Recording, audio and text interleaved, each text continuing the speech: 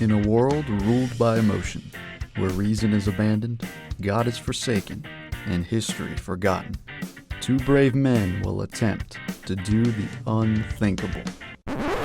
Use their brains. Armed with ancient wisdom, they will bring light into our modern world. This is the Sons of Antiquity podcast.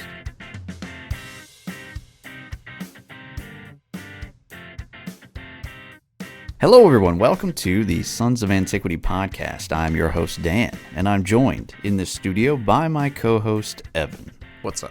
Today's episode is all about triple parentheses conspiracy theories. Here's a rundown of what we're going to cover, or rather uncover, on this episode. First off, what's the difference between an actual conspiracy and a conspiracy theory? Why do so many people believe in conspiracy theories? Why are they so fun?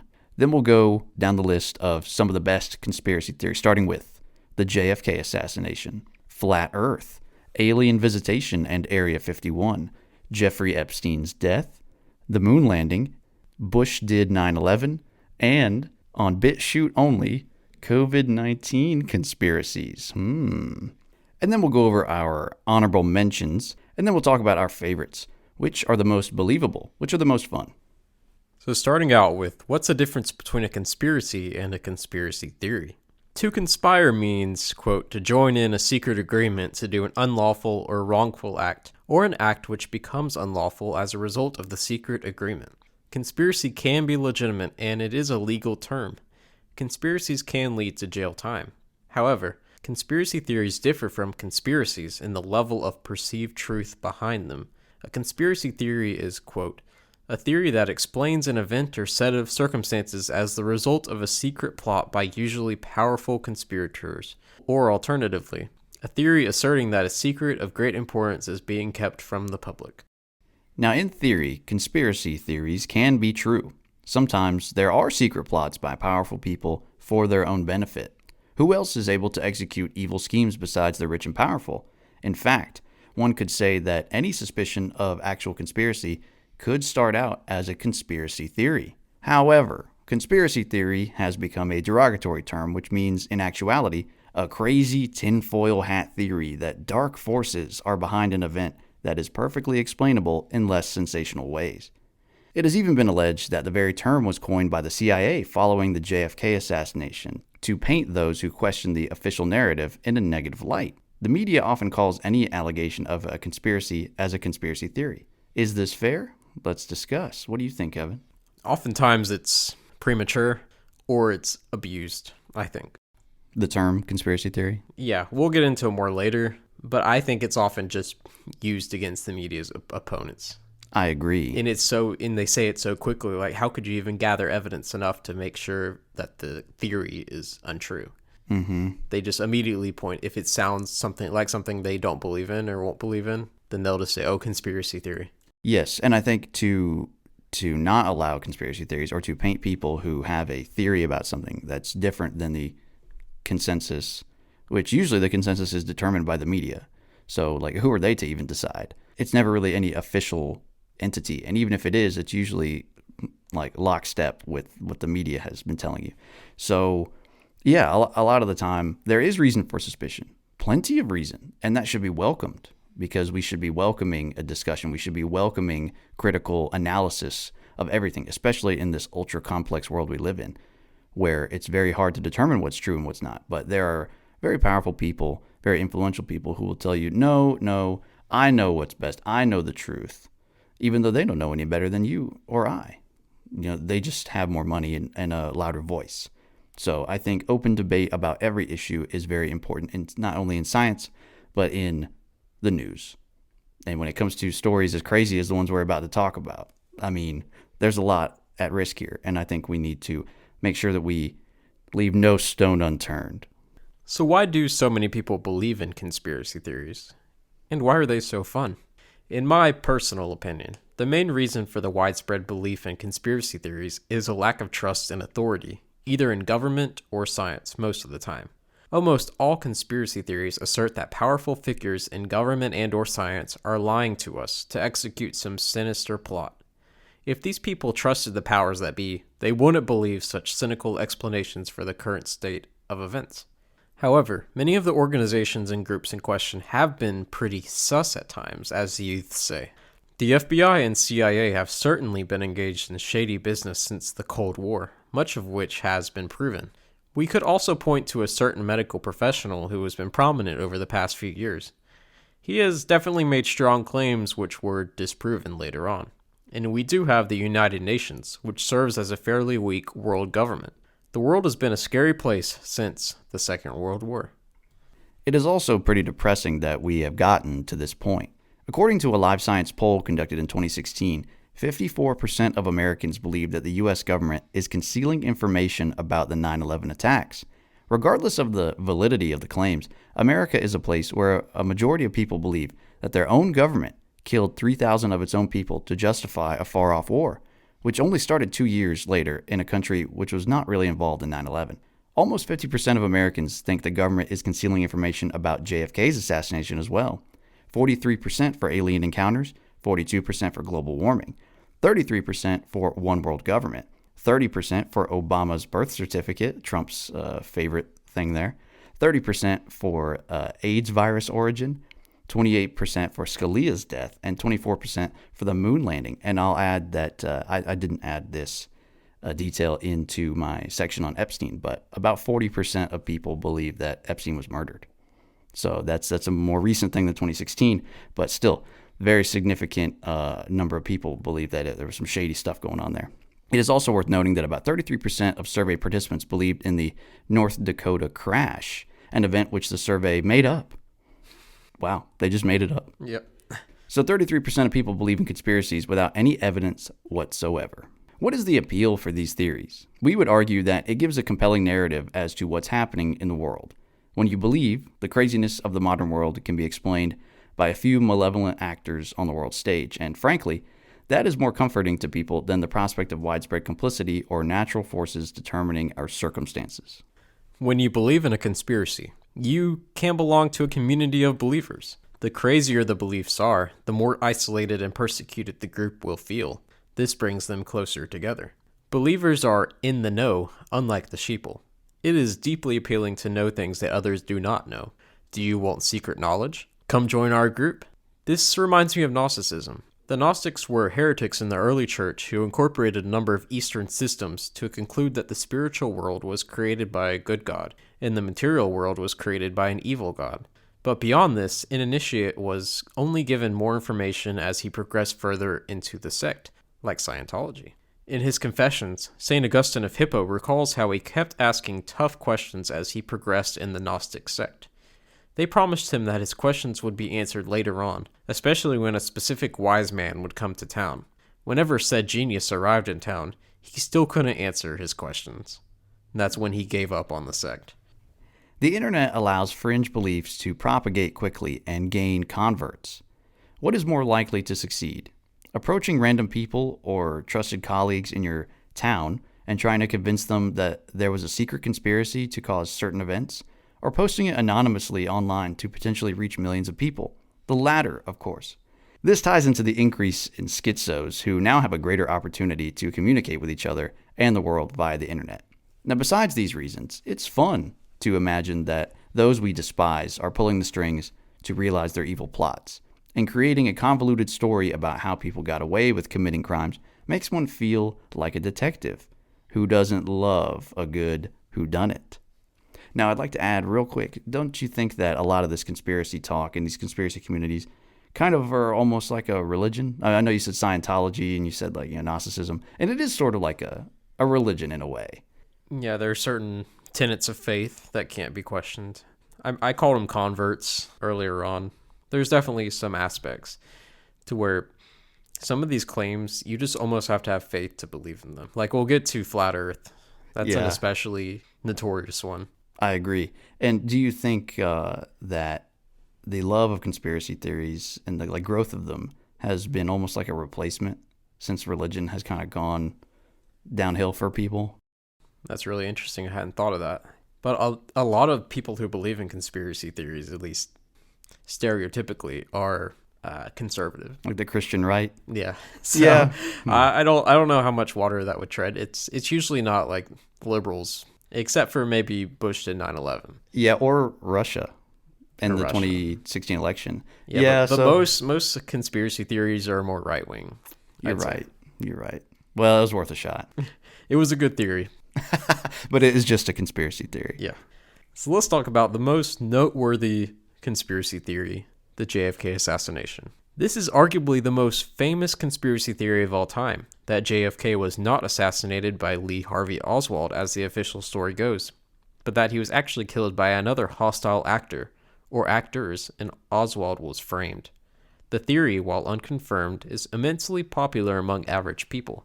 You don't even have to be a tinfoil hat type to think something is fishy, which is why we started with this one. It's been around for so long that it's no longer controversial. It was also brought back into the popular consciousness by Oliver Stone's 1991 film JFK, starring Kevin Costner. So here's the official story. On November 22nd, 1963, President Kennedy, his wife Jackie, Governor Connally and his wife, and 2 Secret Service agents rode through the streets of Dallas, Texas, in an open-top limousine as part of a small appearance in preparation for the 1964 election. Around 12:30 p.m., as the motorcade rolled through Dealey Plaza, passing the Texas School Book Depository, shots rang out. What followed was captured on a home film camera by a spectator named Abraham Zapruder, whose amateur video is now infamous, and is really the only close-up footage we have of the event. Kennedy was shot in the neck. Governor Connally took a bullet to the back, which exited his chest and impacted his wrist and thigh. Seconds later, Kennedy was struck by a shot to the head. The motorcade sped to a nearby hospital, where the president was pronounced dead shortly after. While all that was happening, local police responded to eyewitness reports that the shots were fired from the book depository.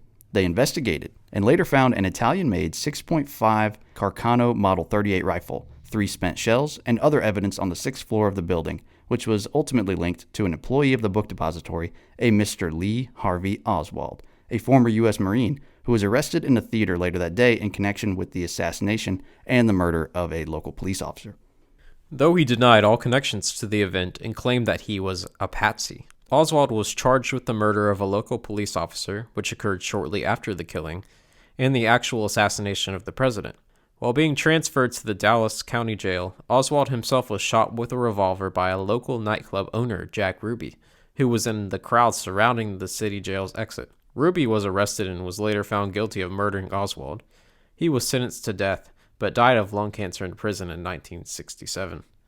These findings were put together by the Warren Commission, a committee which collected and reviewed evidence regarding the assassination at the behest of Lyndon Johnson, and they determined that Oswald acted alone and was the lone shooter in the assassination of JFK.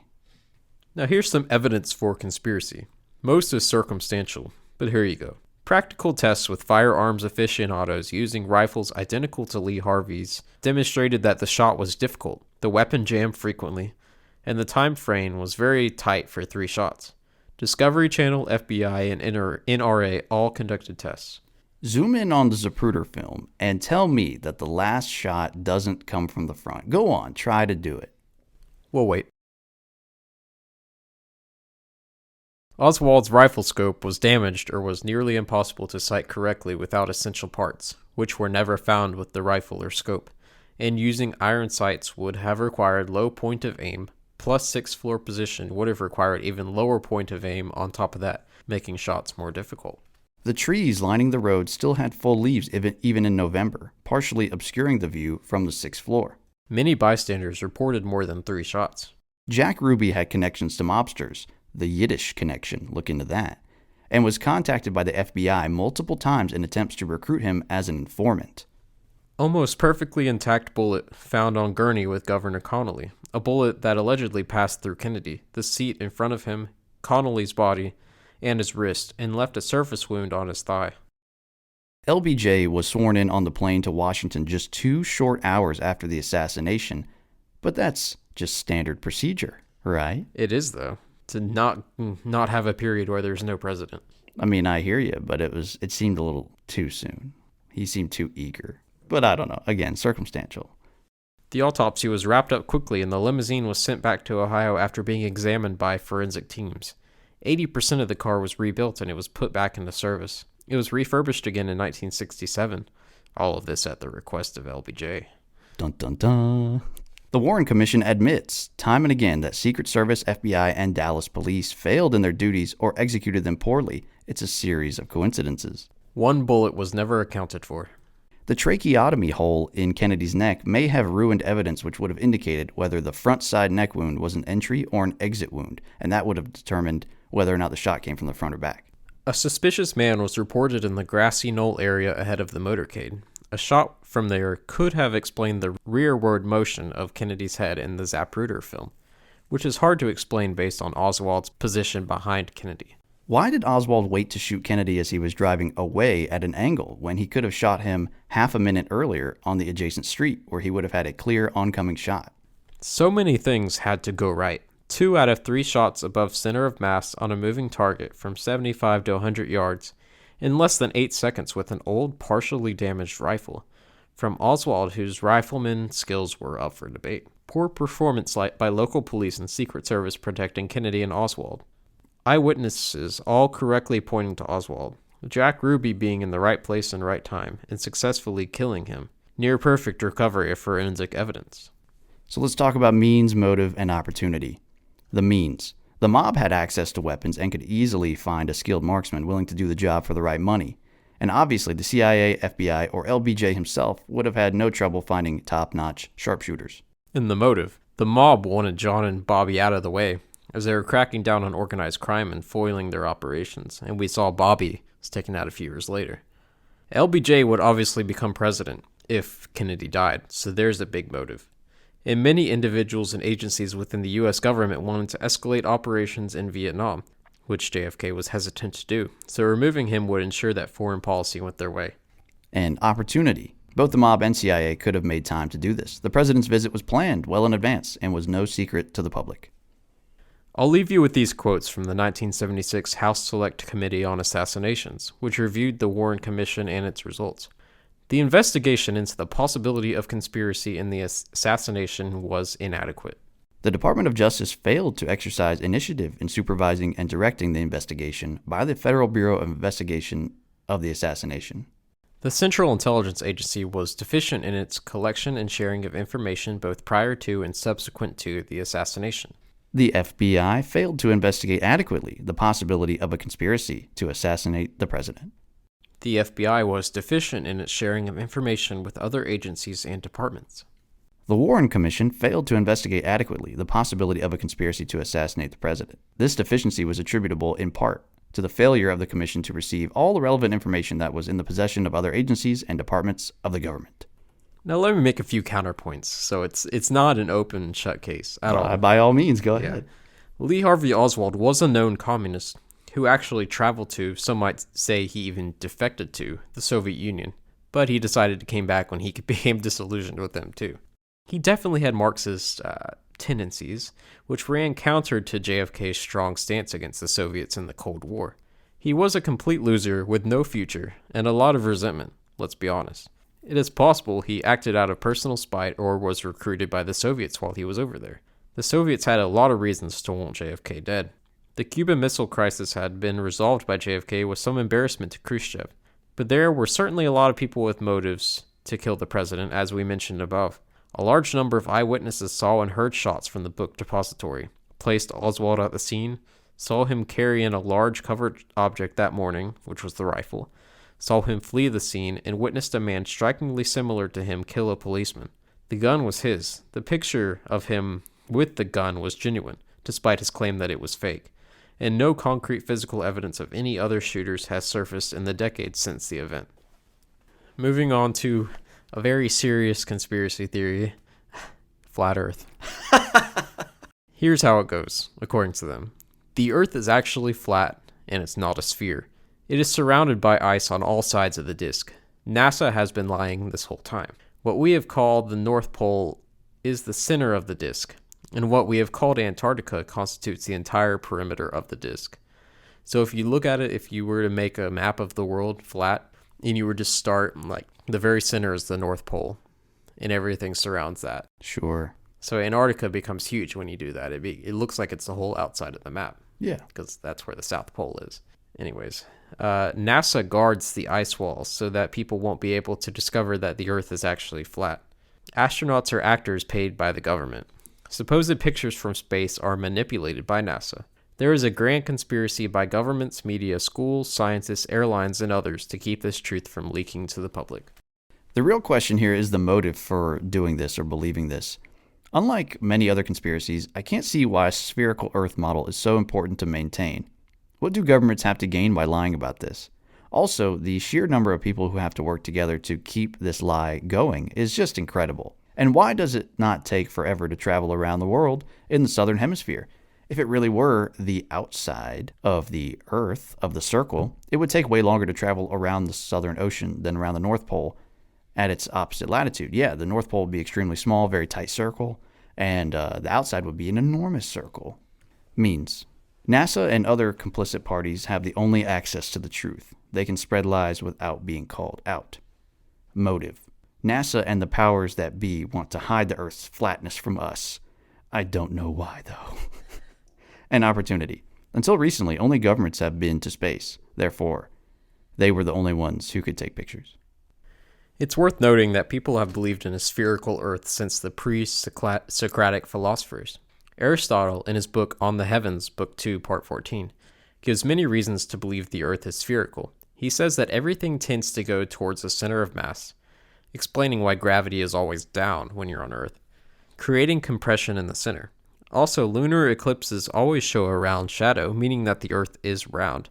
But I thought about it, I thought, well, a flat earther could say that it's just the disk, like being shined on from the other side. Yes. To look like a circle. And I address that later when we talk about, ways to disprove that. We'll mention that. As you move north or south, the visible stars change, as would happen on a sphere.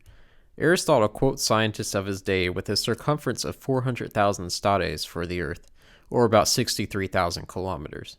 The real value is about 40,000 kilometers. So despite Aristotle saying that the Earth is a, quote, sphere of no great size, he overestimated its size by over 50%. About a century later, a man named Eratosthenes calculated its circumference to be about 1.5% of its actual value, using distance between two cities and the sun's angle to the Earth. Smart guy. Tiny little soapbox here. This points to a great historical cliche. Not only do many moderns think the ancients were stupid in general, they think that they were flat earthers. Even in medieval Europe, at its worst, no educated person believed that the Earth was flat. They relied on Aristotle and Ptolemy in this regard. They were geocentrists, but this is a much more understandable conclusion than flat Earth. And though the average American is snotty against flat earthers and geocentrists, ask them for scientific reasons to not believe in either. I'll wait. This is why everyone needs a good classical education. There are good reasons to oppose flat Earth theory, of course, but if you don't know why you're a spherical Earth proponent, you're no better than the flat earthers. True. So here's some quick ways to prove that the Earth is round for all you guys out there who have flat Earth friends. The Earth's shadow on the moon is always round-shaped, even throughout the night as the Earth is spinning. If the Earth was a disk, sometimes that shadow wouldn't be round. It would be like a thin line, like the side of a penny. But it's always round. Imagine that. Now where's the edge? Go take a picture of you standing on it. Or show me the guards who are guarding you from being able to access the edge. All those NASA guards who are around the entire perimeter of the Earth. That's a lot of guards. We can barely protect our southern border. You mean to tell me that NASA has enough money and resources to protect the entirety of Antarctica? Come on now. Come on, man. Ships disappear over the horizon even as the ocean in front of them looks flat. This proves curvature. Additionally, you can stand on something tall and you can see the ship further out, but it eventually still goes over the horizon. Yes. If it was a flat Earth and you went up high, you could see the end of the Earth. And if you stood, or let's say you got a dinghy in the middle of the ocean, so there's water around you 360, and you watched a ship do that, you can do that in every direction. So it's a curved sphere in every direction. How coincidental also that the moon, the sun, and other planets never turn sideways for us to see their flat profile. Or are they spheres, and we are the only planet in the observable universe that is disc-shaped? And like Evan said, the higher you climb, the further you can see. And on a flat plane, that wouldn't be the case. If we were a flat disk, you could go up maybe over the tallest object, and no matter how high you went, you could see the whole shape of everything. But that's not the case. Why? Because the Earth curves away. So the higher you go up, the more you can see. If it was flat, you could see everything from like 100 feet up. Next up, alien visitation and Area 51. If you've ever watched the History Channel after midnight, you know there are tons of wild theories about extraterrestrials. People love to speculate on the existence of alien beings. But where did all this talk of little green men first begin? Though the earliest civilizations all believed in gods, spirits, and supernatural beings, the first people to conceive of aliens, as we use the term, meaning mortal beings from other planets, were probably the Greeks or the Romans. As the Epicurean poet Lucretius once said, "Nothing in the universe is unique and alone, and therefore in other regions there must be other Earths inhabited by different tribes of men and breeds of beasts." Since then, thinkers and philosophers and later science fiction writers have toyed with the idea that other races of people could exist outside our solar system. But conspiracy theories involving aliens didn't really blow up until the 20th century. The crashes of an experimental U.S. Army weather balloon in 1947 in Roswell, New Mexico, led to a ton of speculation on the exact nature of a supposed flying saucer and a government cover-up. Telegraphs, the miniaturization of the film camera, improved video quality, and the proliferation of televisions made it easier to report, discuss, or capture images of supposed UFOs all over the world.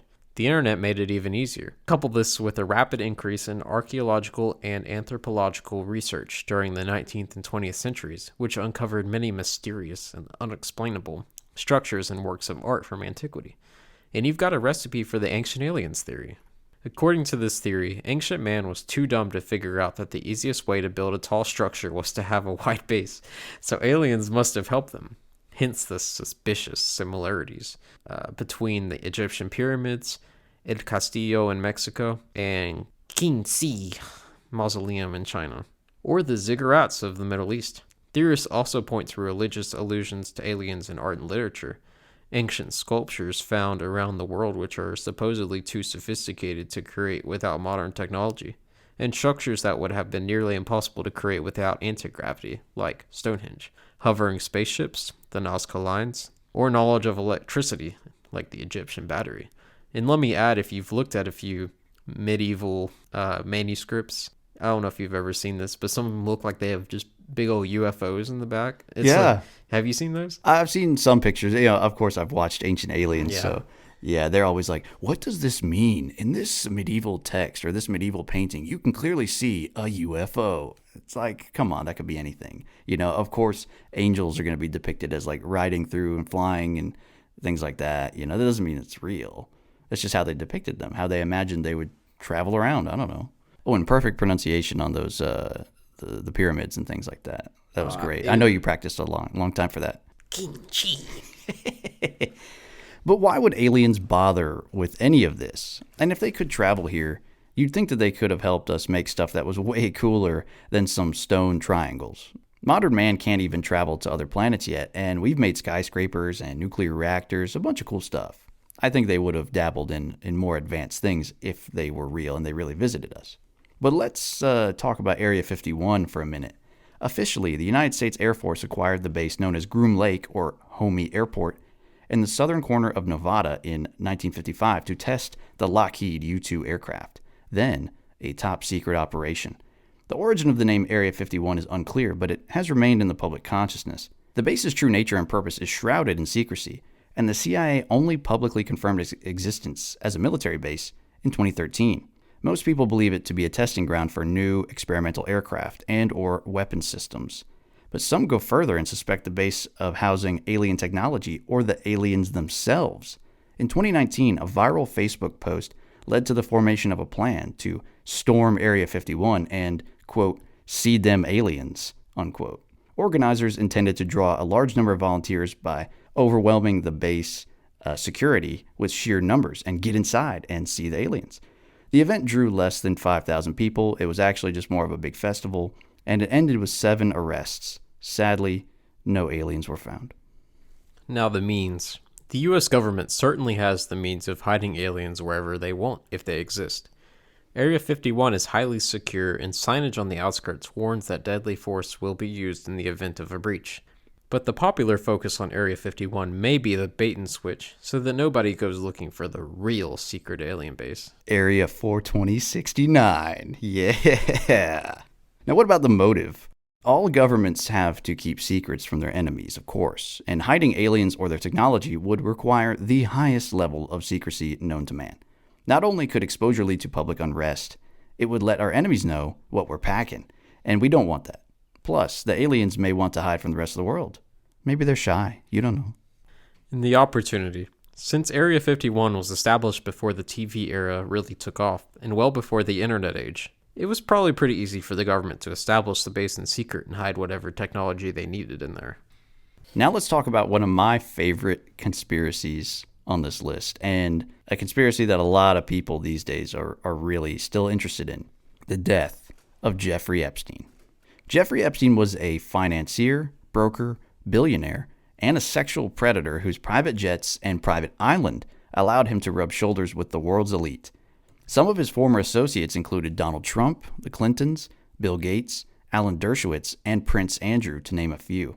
He was convicted of soliciting a child prostitute in 2008, but served little time thanks to a controversial plea deal, and soon he was back to his old ways. But the law caught up to him again in the summer of 2019, when he was arrested once again, this time for sex trafficking, and Epstein was held in the Metropolitan Correctional Center in New York. Here's the official story. On July 23rd, an unconscious Epstein was discovered in his jail cell with neck injuries. His cellmate was questioned, but the internal investigation cleared the man of any possible wrongdoing. A lawyer for some of Epstein's victims suspected he was being targeted and warned that Epstein may be killed in prison. He was then placed on suicide watch. On August 10, 2019, Epstein allegedly hung himself in his jail cell, and though guards attempted to revive him with CPR and transfer him to a nearby hospital, he was pronounced dead soon after. Following his death, the investigation into his sex trafficking operation focused on his close associate, Ghislaine Maxwell. So here's the conspiracy theory. The theorists claim that the details surrounding Epstein's suicide are, as usual, extremely strange and far too coincidental. And considering the vast network of people, powerful people, that Epstein knew, there was plenty of motive for a murder there. Let's look at some of the strangest coincidences. While in the security housing unit at the MCC, Epstein was supposed to have a cellmate and a guard check in on him every half hour. The day before his murder, his cellmate was transferred, and on the night of his death, no guard checked in on him for about 3 hours. The guards who were tasked with checking on him fell asleep at their desk and later falsified information related to the case. Epstein's suicide was the first suicide at the MCC in 14 years. The bunk bed in his cell may have been too short for him to hang himself, considering Epstein was almost 6 feet tall. Epstein's cell had 2 security cameras aimed at it. They both malfunctioned that night.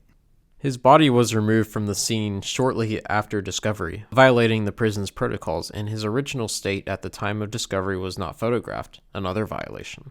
A bedsheet was used for the alleged hanging, but a sleep apnea machine he used in the cell had longer and stronger parts, like wires and tubing.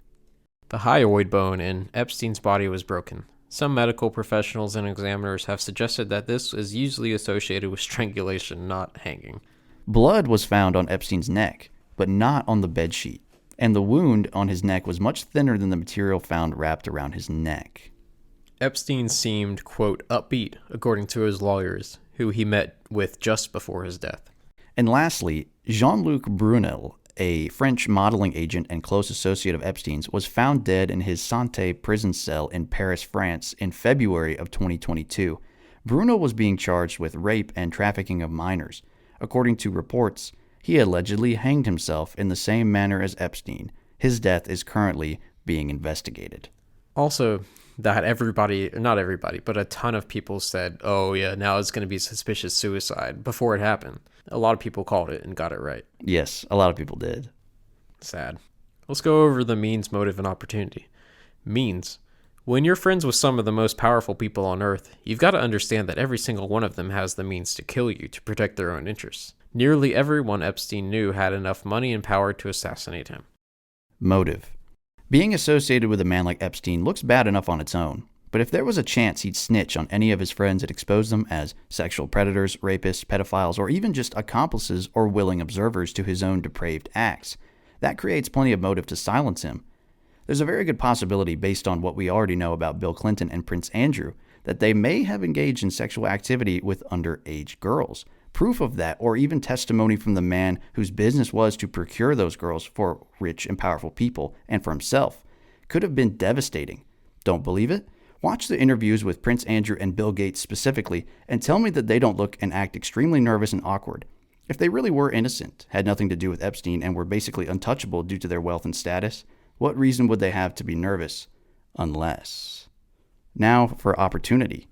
With 3 unsupervised hours, no security cameras, and no cellmate to cry out for help, it would have been simple enough to kill Epstein and stage a scene, especially with as much money and resources as Epstein's associates had. Same thing for Jean-Luc Brunel. The only odd thing is Maxwell. Why not kill her? She was his right-hand woman, but as far as we know, she hasn't snitched, so maybe they trusted her to keep quiet? I don't know. That's a big risk. That kind of is the one nagging thing in my mind about the conspiracy. You know, I really want to believe that he was murdered. I think it makes logical sense. And the same thing, now that just recently, last month, Brunel showed up dead. That's very telling. I think the average person would start to get very suspicious if she showed up dead too. Yes. It would just be like too much. Okay, so maybe they're backing off because that's too much. Perhaps. Next, the moon landing. The official story is that on July 19th, 1969, 3 astronauts, Neil Armstrong, Michael Collins, and Buzz Aldrin, entered lunar orbit. Armstrong and Aldrin detached from the command module, leaving Collins behind to pilot in orbit, and descended in the Eagle module, finally landing on the surface of the moon on July 22nd, where they would remain for 21 hours before lifting off and rejoining the command module to head back to Earth. While on the moon, the men walked around, took photographs and video, planted a United States flag, collected samples, took seismic readings, got a call from Richard Nixon, explored the edge of a crater, and left some keepsakes. So here's the conspiracy theory. The idea was started by Bill Casing in his 1976 pamphlet titled, "We Never Went to the Moon, America's $30 billion Swindle." So what are his issues with one of mankind's greatest achievements? Here is his case. There are no visible stars in the moon footage. There's no blast crater under the lunar module. The shadows from various objects are strange. The American flag moves kind of funny. And the U.S. didn't have the technical prowess to pull off such a stunt. Some people claim that the entire thing was fake. Not just Apollo, but Mercury and Gemini programs too, and perhaps even the Russian attempts at space exploration. The broadcasts, the audio, the video, it was all an elaborate hoax to boost morale and win the space race without actually going to all the trouble. Some even claim Stanley Kubrick was tapped to make the footage come to life. Means. Could the 400,000 NASA employees responsible for making the lunar programs happen keep such a huge secret? No, probably not. Somebody would have snitched. Could Kubrick have made the broadcast footage look as convincing as it did in 1969? No. The special effects tech back then wasn't nearly good enough. As good as 2001: A Space Odyssey looks, and it still holds up mostly even today, it's still not perfect. And why did not one single person out of the millions that watched Neil Armstrong step onto the lunar surface say, "Hey, that looks kind of fake"? Now for the motive. Convincing the American people and the Russians that we indeed landed on the moon would have been a big motivator. Think of how it would have boosted our morale and ruined the Soviets' hopes of winning the space race. Very true. Opportunity. Hollywood sets, or even a special studio built in a secret remote location, could have been easily available to the government, and with enough time, effort, and money, a convincing hoax might have been plausible. But even if people bought the footage, the secret would have gotten out eventually. Too many people would have been involved. Plenty of people have busted these moon hoax conspiracies. Even the OG Mythbusters. Check that episode out. But just like the flat earthers, the moon hoaxers just won't trust the science. Trademark. Now, time for everyone's favorite. There's an old saying in Tennessee, I know it's in Texas, probably in Tennessee, that says, Bush did 9/11. But could he really? Could the President of the United States really have orchestrated the largest attack on U.S. soil and used it as an excuse to wage a war in the Middle East and distract from an investigation into missing government funds? Let's review. The official story goes like this. Teams of Islamic terrorists associated with Al-Qaeda, 19 in total, most of them Saudi, hijacked 4 separate passenger aircraft and rerouted them towards their intended targets. 2 planes crashed into the World Trade Center buildings in New York City. 1 plane crashed into the Pentagon, and the fourth crashed in a field in Pennsylvania following an uprising by the passengers. Heroic. Their motives may have been revenge for U.S. support of Israel, sanctions against Iraq, and or troops being stationed in Saudi Arabia. Nearly 3,000 people died as a result, which led President George W. Bush to wage war against al-Qaeda and other Islamic terror cells, namely Osama bin Laden, the orchestrator of the 9/11 plot. When Afghanistan refused to expel al-Qaeda and surrender bin Laden, American forces invaded and attempted to depose the Taliban, and bin Laden snuck away to evade capture for the next decade. The conspiracy theory. Skeptics claim that Bush needed an excuse to go to war in the Middle East to protect oil interests, drive up the price of oil, make money off weapons contracts, create a new world order, or just to distract from the alleged missing funds from the Pentagon or whatever. You name it. There's a motive there. So he and some trustworthy members of his administration planned a controlled demolition of the World Trade Center buildings as a false flag operation. Theorists often cite the fact that jet fuel does not burn hot enough to melt steel beams to prove that the World Trade Center could not have collapsed due to a simple plane crash. So the demolition must have been internal and intentional. They point to anomalous trades of airline, banking, and defense contractor stocks in the days prior to the attacks. They bring up the separate World Trade Center building that was not directly hit by any plane but collapsed anyway. The Pentagon attack is also sus because the plane seems to have disappeared inside the crater left in the side of the building. If you look at photos, it's very hard to see any parts of the plane. The lampposts in the parking lot are also undamaged, leading some to believe that the plane could not have impacted the Pentagon at such a low trajectory as the official report claims. Some say it was a missile. I've heard that, which would not hit the light posts. You're right. If it was a missile, that would be perfectly explainable. Plus, there is very little video of the event, despite the Pentagon being one of the most secure places in the country. Now, the means. It's doubtful that Bush or anyone in the government would have had access to the equipment and manpower necessary to pull this off without raising some suspicion. But if it's anybody, it would be the president. Plus, there is plenty of video of the planes impacting the World Trade Center, so even if thermite was used for controlled demolition, the planes still had to be hijacked. So why not just forget about the thermite and let the planes do the work? They're already in the air. Motive. Governments don't need much motive to invade other countries or wage endless wars. Wouldn't it have been easier and less likely to raise suspicion to just get some CIA spooks to stage a coup in Iraq or Afghanistan, kill a few hundred innocent people in a bombing, fake some kind of declaration of war on the U.S., and give Bush a perfect reason to invade? Seems easier than faking the largest terrorist attack in American history, although the 9/11 attacks were a great excuse to pass the Patriot Act, so there's that. Opportunity. Could some secret agents have planted thermite undetected, or bombs in the Pentagon? Maybe. But how many people would have been needed? Could they be trusted? Could they keep a secret? Probably not for long. But they could. I guess they could plant it in unseen areas. Yes. As far as the planting thermite and stuff, like that would only take probably a few guys planting it in like a maintenance closet on some high floor, and then they just leave it and it's ready to go. So yeah, and then like one missile hits the Pentagon. Okay, maybe that could be done without any suspicion. So it's probably not the widest spread conspiracy in this list. So it's possible, but what's to gain, really? That you couldn't just do already. If you want to go into a country, Bush could have just done it. He could have just invaded. No problem. Anyway. Finally, let's move on to a multitude of honorable mentions. Many Americans are suspicious about a certain vaccine of late. That's all we'll say about that one. Please don't cancel us. The birds aren't real conspiracy theory began satirically in 2017 by a Zoomer. Birds were exterminated by the government in the 1970s and replaced by drones that spy on the American people. Birds sit on power lines to recharge themselves.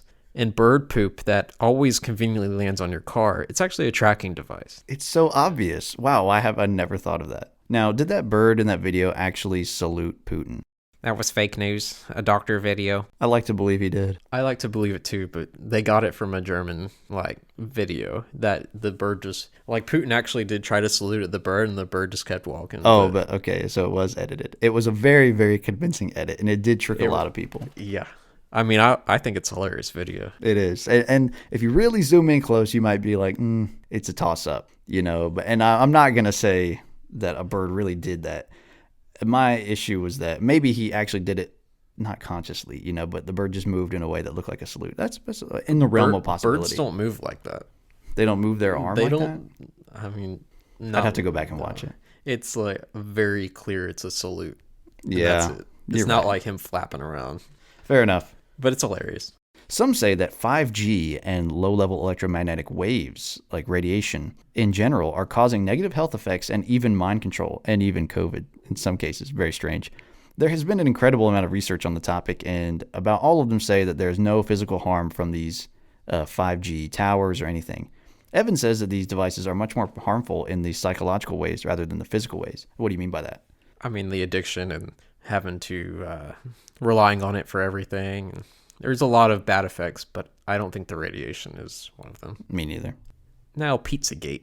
There was an obscure pizza parlor that was being used by our elites to conduct child sex trafficking. John Podesta's emails made strange references to ordering pizzas, which could have been code for ordering child sex slaves. Of course, Hillary Clinton is covering it up. And DJ Avicii, he was trying to expose it, but he tragically overdosed, quote unquote, a few years ago. But we all know what happened. He was Epsteined. Now let's talk about lizard people. The ruling elites are really actually reptilians. These lizard people, they want the worst for us. They're like aliens or something, and they want to just use us as slaves. Hillary Clinton, of course, is a lizard person. She's a prime suspect. If you want to know what they look like, go watch the show V from the 80s. That'll give you a good idea of our reptilian overlords. Here's another one related to Hillary, but this one is propagated by her and her cronies. Trump was elected because of Vladimir Putin and Russian hackers. They hacked the minds of Americans and forced them to vote for the evil orange man. They say, quote, Russia hacked the election. As if that's possible without actually rigging the voting booths. It would be technically possible to hack an election if you got inside the booths and changed votes. But if you say you hacked the election, it means like they made memes that were too good. Yeah, they were so good they convinced people to vote for Trump. Yeah, that's not illegal.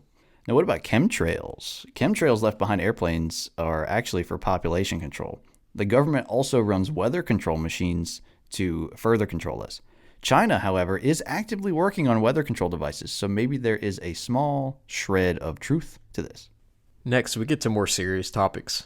Holocaust denial. According to neo-Nazis, the Holocaust never happened or it was highly exaggerated. Despite the incredible amount of pictures, historical accounts, eyewitness testimony, and the like, they refuse to believe that Adolf Hitler caused so many Jewish deaths. They either think the whole ordeal was made up, or that the camps were POW camps, where the inhabitants were treated well. Some even say, oh, there's a swimming pool in Auschwitz. It was for the guards. Okay.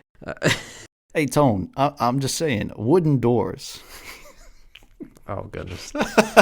Enough said. Holocaust denial is illegal in many countries, mostly in Europe. Ironically, neo-Nazis tend to be very anti-Semitic and would probably want something similar to the Holocaust to happen. So it's like, I don't know why you're trying to say it didn't happen when you wanted it to happen. Yeah, there's those Doge memes that are like, inside you there are two Doges. One says it never happened. The other one says they deserved it. Good. So Man, which one is it? You go to some dark places. Then there's the Armenian genocide denial.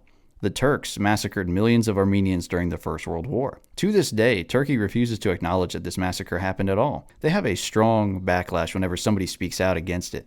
They got some flack, but not nearly as much as the Holocaust denier would get. Finally, our favorites, and which are the most believable.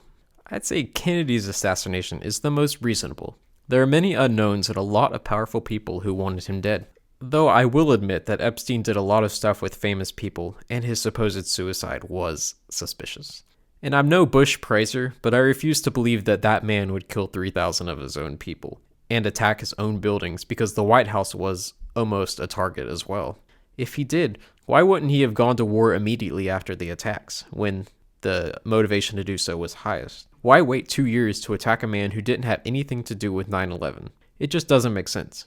Flat Earth, the fake moon landing, and most of the honorable mentions are ridiculous. I'll believe in aliens when I see them. Birds are real, bro. Just kill one and dissect it to see. No microchips in there. Unless they're too small to see. I was going to say, miniaturization of technology has made the microchips almost impossible to detect in these birds. Just saying. But then, like, you would notice that their bones are made of metal, and there's a motor, and... Yeah, you're right. It starts to fall apart pretty quick. Yeah. Let me just say that everyone should be careful about how they use the phrase conspiracy theory. I mentioned this before. It is often used to delegitimize reasonable beliefs. I saw in my search somewhere that being against transgenderism or thinking that there was a gay agenda was a conspiracy theory. So really, we should just retire the word. It's way too loaded at this point. Need to come up with some other word. I agree. Because you can just throw that out there and you get a ton of people just say, oh, stupid. Okay, moving on.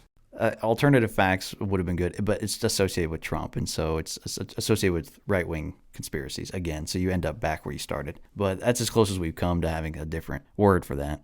Definitely for me, the most believable and my favorite conspiracies are JFK or Flat Earth. JFK because there's so much insanity surrounding the entire ordeal, and Flat Earth because it's just fun to dunk on flat earthers. Area 51 is an enigma, and I would definitely love to know what's really going on there. But I gotta say, those Hillary memes never get old, so the Epstein case is another one of my faves. Similar to JFK, way too many coincidences.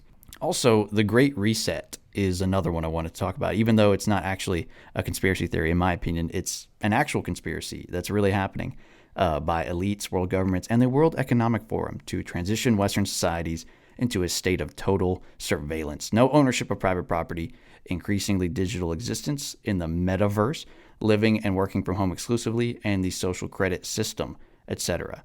As the saying goes, you will own nothing, and you will be happy. Go on, eat the bugs, drink the soy, like the post, play the games, believe the news, order the food and groceries, and stay at home. Never leave your shoebox apartment. Love, Big Brother. Now, takeaways. Conspiracy theories are believed by a huge portion of Americans, in some cases even a majority. Modern Americans are extremely distrustful of their own government. Many of them think that those in charge are actively working to make their lives worse. Conspiracy theories are, at the very least, amusing and interesting. And we hope you were amused and interested by the ones we covered. Now time for our lingering questions. Why do so many people utterly hate and distrust the government? A lot of it is justified, when you act like a hooligan and you just start, everything you do is in secret, and then you have Watergate and just a bunch of scandals. Ruby Ridge and Waco. And so many others.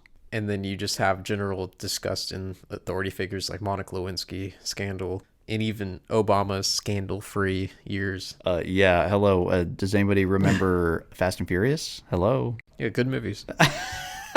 Yeah, nothing to see here. Just good movies of Vin Diesel. And now, alternatively, why do so many people have such blind faith in government, do you think? Why do so many people just are they willing to just buy the next narrative? There's a meme going around. It's the Wojak, and it's just like him with a new Facebook profile every so often. Like he's changing his picture for, I'm vaccinated, or just wear the mask to slow the spread, or I support Ukraine. Pray for Paris. Remember that one? Yes, that was really the one that started it all. And the media comes out with a new cause. They beam a signal into your brain that activates a code that makes you upset or care about something. And then that's all you see in the news. That's all you see on social media. So you start thinking a certain way. And then whenever that gets just kind of dull, then they just move on to the next one. And why do people just glob onto these things? I don't think so. People have blind faith in government in general, because look at what happened when Trump was elected. Okay. True. So it's not like we love the state. It doesn't matter who's in charge. I think they just love the people that are on their side and want to give them so much power. And some people on the right do it too. Trump couldn't do anything wrong. You're right. It's not as bad on the right as it is on the left, I will say. There's a lot more questioning of authority and of even your own people. Yes. And you got a lot of people calling conservatives rhinos and all that, but you would never. There's not so much of the dinos. Yeah, you're right. For better or for worse, the right is more divided.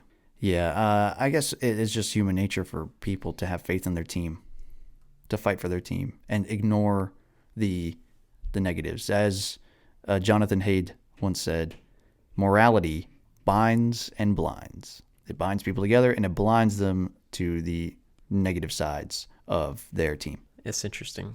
I'd also say the progressive community, politics is almost their new religion. So, it's like when people insult the Prophet Muhammad, you get a reaction in Muslim communities. Yeah, they throw their shoes at you. And when you criticize Dr. Fauci in a progressive community, well, you may get some shoes thrown at you too.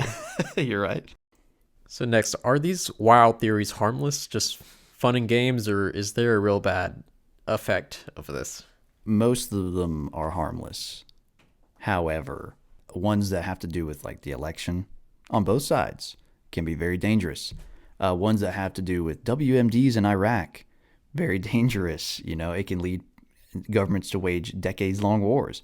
That's true. I forgot to include that one. There's a few, and also I meant to mention the Las Vegas shooting. We still have never found out what was behind that or why that man killed so many people. Everyone's just forgotten about that because there's been a million different big news stories since then. And a million different mass shootings. Yeah. So in general, they're harmless because obviously no one's getting hurt by flat earthers. Like, it's just stupid. No one, birds aren't real. Area 51, even the Area 51, they almost invaded a government facility and only 7 people got arrested. No one got killed, but it's when you start thinking that everyone is against you and like there's a conspiracy around every single corner and you become paranoid, it's very bad for your mental health because you're constantly thinking about all this evil. Don't you think it matters, though, like people not believing in truth, people believing untruths about the world? Isn't that harmful in a way, even if it doesn't hurt anyone, per se? I agree. Yeah, in the grand scheme, it is dangerous because then you live in what people have called the post-truth society where no one knows what to believe anymore. Perfect example is this whole Ukraine conflict, which I don't even want to get into right now, but I'll just say that I don't know what to believe at all. Quite literally, I have no idea what to think about any of this because there's so many conflicting reports. In a world where we should have access to all the information, we have access to literally none of it, or there's just so much of it we can't parse the truth from the falsehood. I've talked to a lot of people over time about, different things, but especially COVID, and the people give their opinion, but then they'll end it saying, but who knows what to believe anymore, Yeah. It's a sad state where nobody trusts anybody else, It's not a good place to live in where everyone just, like, they suspect everybody. And you know what? Here's a conspiracy. Maybe that's by design. It's possible. What could be done to make conspiracy theories less believed? Like the outlandish ones. A lot of people have just said, well, we just need to teach them the facts about it. Okay, the flat earthers know the facts, and they have their own ways to refute it. Like I said in the beginning, it's not even about the facts as much in the more outlandish ones. It's about trust. So you somehow need to get it to where people trust in the government again. And neither side trusts the government, by the way, totally. Maybe the government just needs to act better. Yeah, I'm not saying it's the people's fault, but we need to get back to a place where people will trust the government to an extent, where you don't have to trust them in a servile way, but just trusting that your government isn't like going to kill you as a pretext for some other action. Yes. I think that's a level of trust that we should aspire to. Mm-hmm. The people, I want to be able to trust my government not to kill me in as an excuse to go to war. I agree. And it's sad that that's like the state of us right now in our government. But I mean, really in a historical context, most governments can't even be trusted as far as you can throw them. I hate to sound libertarian because I'm not. I'm like Gary Johnson. I'm not a libertarian in any way. But yeah, most governments are terrible and awful to their people. So what do we really expect? And you know what? A government is a reflection of its people. If they're treating us poorly, it's because we have been slack, we haven't kept them in check, and we're just bums. So of course they're going to treat us like that. Okay, finally, are conspiracy theories caused by distrust, or is distrust caused by the proliferation of conspiracy theories? Chicken and egg. Yes. Which one? That's so tough because it's like hard for me to think of like the first major conspiracy theory, at least just in like America. I would say the distrust comes first because like JFK is one of the earlier ones, and it might be the earliest one on this list. Besides aliens, yeah. Okay, besides aliens, yeah, because the Roswell thing. Okay. But when people have a reason to distrust their government, then they will invent conspiracies. And so I think when people heard of something crashing in a desert, let's say in Roswell, and they know the government is experimenting on things post World War II, they know there's a race for higher technology. Something crashes, oh no, what are they hiding? They're going to have a reason to hide something, but they're not letting us see it. What could it be? And then people start thinking. They start not trusting the government because they're keeping secrets. And so then they start coming up with conspiracy theories. So I think the distrust comes first. And before the JFK thing, people were already suspicious of these agencies, the Bay of Pigs. Yeah, doing serious stuff, like also just toppling governments left and right, like Iran, Latin America. Yes. And so there was so much back and forth, clandestine efforts between Russia and the United States that people knew were going on. And they were okay with us doing things to Russia, but they also knew Russia was doing things to us. So there was just widespread suspicion. And couple that with the emotionally charged nature of the 60s itself and just Cold War paranoia, it was the breeding ground for conspiracy theories. I mean, I just thought of this myself, McCarthyism. Yes. Another conspiracy theory. Which turned out to be true. Well, okay, it's like less than 10% true. He was grasping at straws, and most of the people were innocent, but a few of them were actually guilty. Okay, fair. But he was on the right track, and this he has proven to be right, but like he was too early. Like there are a bunch of communists in the government now. A lot of false accusations, to be sure. Fair. So he went overboard, but the whole idea of communists infiltrating things, it's not like he invented that out of thin air. True. So anything else you want to add before we wrap it up? No. Alrighty, well that's all for today's show. Join us again next time for even more ancient wisdom.